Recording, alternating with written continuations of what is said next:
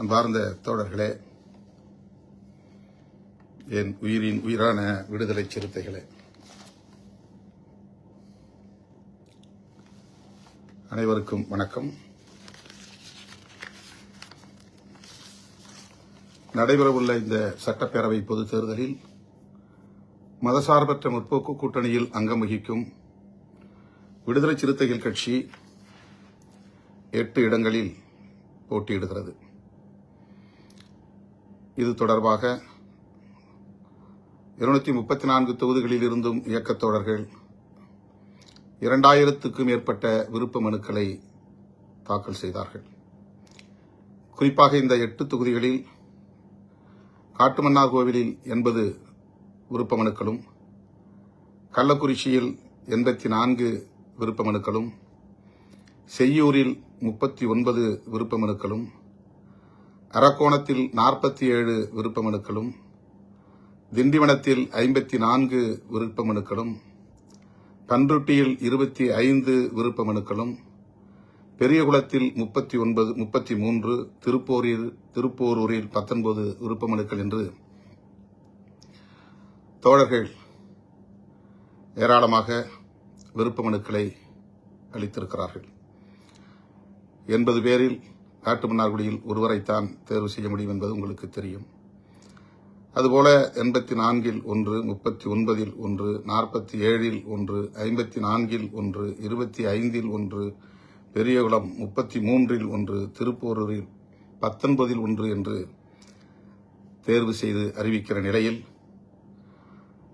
எஞ்சிய தோழர்கள், விருப்ப மனுக்களை தாக்கல் செய்த தோழர்கள் தங்களுக்கு அந்த வாய்ப்பு கிடைக்கவில்லை என்கிற அதிர்ச்சிக்கு ஆளாக நேரும். அரசு எதிர்கொண்டாக வேண்டும் என்கிற ஒரு அரசியல் ஒவ்வொரு கட்சியிலும் நிலவுகிற ஒரு அரசியல்தான். ஆகவே தேர்வு செய்யப்படுகிற தோழர்கள் மட்டும்தான் தகுதி பெற்றவர்கள், மற்றவர்கள் தகுதியற்றவர்கள் என்ற பொருளில் அல்ல. ஆனால் ஒருவரைத்தான் தேர்வு செய்ய முடியும் என்கிற நிலையில் இந்த வாய்ப்பு கிட்டாத தோழர்களுக்கு என்னுடைய ஆறுதலை முதலில் தெரிவித்துக் கொள்கிறேன். அதனால்தான் உயர்நிலைக் குழுவிலே நான் சொன்னேன், இப்படி தேர்வு செய்யக்கூடிய ஒரு நிலை கட்சி தலைவருக்கு இருக்கக்கூடாது. கட்சியின் மாவட்ட நிர்வாகக் குழுவில் வேட்பாளரை தேர்வு செய்து அனுப்ப வேண்டும். மாநில நிர்வாகக் குழு அதை ஆய்வு செய்ய வேண்டும். அதன் பின்னர் இறுதி முடிவெடுக்க வேண்டும் என்கிற ஒரு அணுகுமுறையை, ஒரு மெக்கானிசத்தை கம்யூனிஸ்ட் கட்சிகள் கையாண்டு வருகின்றன. இனிவரும் காலங்களில் வேட்பாளர்களை தேர்வு செய்கிற பொறுப்பு அந்தந்த மாவட்டங்களை சார்ந்த நிர்வாகிகளுக்கே இருக்க வேண்டும் என்பதை நான் வலியுறுத்த விரும்புகிறேன். அப்படித்தான் இனி நடைமுறைப்படுத்தப் போகிறோம் என்பதையும் தெரிவித்துக் கொள்கிறேன். இதுதான் நானே வேட்பாளரை தேர்வு செய்கிற கடைசி தேர்தல் என்பதை வலியோடு நான் தெரிவித்துக் கொள்ள விரும்புகிறேன். இந்த தேர்தலில் நாம் எதிர்கொள்ளவிருக்கிற நெருக்கடிகள், வலதுசாரிகள் இங்கே வலுப்பெற்றுவிடக் கூடாது என்பதுதான். பல நெருக்கடிகள் இருந்தாலும் வலதுசாரிகள், மதவாத சக்திகள் வலுப்பெற்றுவிடக் கூடாது என்கிற அடிப்படையில் தான் திராவிட முன்னேற்றக் கழகத்தோடு நாம் கைகோர்த்து களத்தில் நிற்கிறோம். பல்வேறு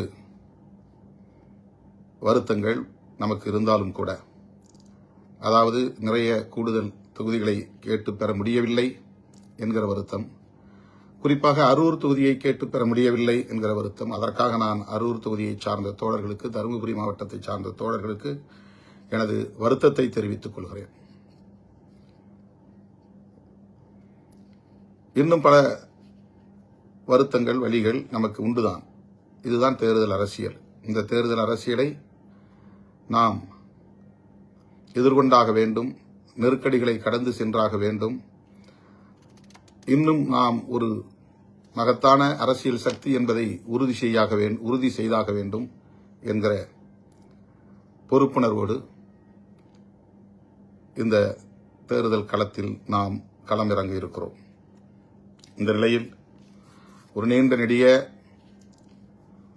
உளவியல் போராட்டங்களுக்கு பின்னர் பலரோடும் கலந்தாய்வு செய்த நிலையில் நம்முடைய கூட்டணி கட்சி, நம்முடைய முன்னணி தோழர்கள், இந்த தொகுதியை சார்ந்த திமுகவின் முன்னணி பொறுப்பாளர்கள் என்று பலருடைய உளநிலையை அறிந்து, தற்போது நிலவுகிற தமிழக அரசியல் சூழலை அறிந்து, எதிர்காலத்தில் தமிழ்நாட்டு அரசியலை எவ்வாறு நாம் வழிநடத்த இருக்கிறோம், நம்முடைய கட்சியை எப்படி வலுப்படுத்த இருக்கிறோம் என்பதையெல்லாம் கணக்கில் கொண்டு நான் இந்த வேட்பாளர் பட்டியலை அறிவிக்க இருக்கிறேன். வழக்கம் போல தோழர்கள், குறிப்பாக விருப்பமனு செலுத்தி ஆர்வத்தோடு காத்திருக்கிற தோழர்களில் பலர் தங்களுக்கு இந்த வாய்ப்பு கிட்டவில்லை என்கிற வருத்தம் இருக்கும். அந்த வருத்தத்தை எண்ணி நான் வேதனையோடு உங்கள் உணர்வுகளை மதிக்கிறவன் என்கிற அந்த பொறுப்புணர்வோடு இந்த பட்டியலை நான் முன்வைக்கிறேன்.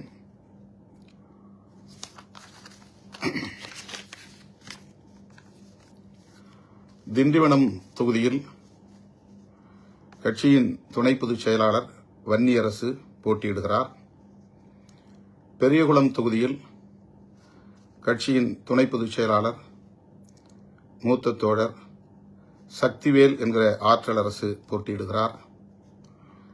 அரக்கோணம் தொகுதியில் கட்சியின் துணை பொதுச் செயலாளர் வழக்குரைஞர் எழில் கரோலின், பன்ருட்டி தொகுதியில் இஸ்லாமிய ஜனநாயக பேரவையின் மாநில செயலாளர் அப்துல் ரஹ்மான் போட்டியிடுகிறார்.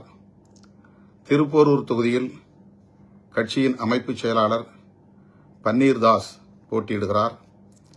கள்ளக்குறிச்சி தொகுதியில் முனைவர் வழக்குரைஞர் கு மாலதி போட்டியிடுகிறார். செய்யூர் தொகுதியில் கட்சியின் பொதுச் செயலாளர் தோழர் சிந்தனை செல்வன் போட்டியிடுகிறார். காட்டுமன்னார் கோயில் தொகுதியில் கட்சியின் தலைவர் என்கிற முறையில் நான் போட்டியிடுகிறேன். தமிழக அரசியலில், மாநில அரசியலில் நாம் கவனம் செலுத்த வேண்டியிருக்கிறது. இந்த சட்டமன்ற பொதுத் தேர்தலுக்கு பிறகு தமிழ்நாட்டு அரசியல் சூழல் வெகுவாக மாற இருக்கிறது.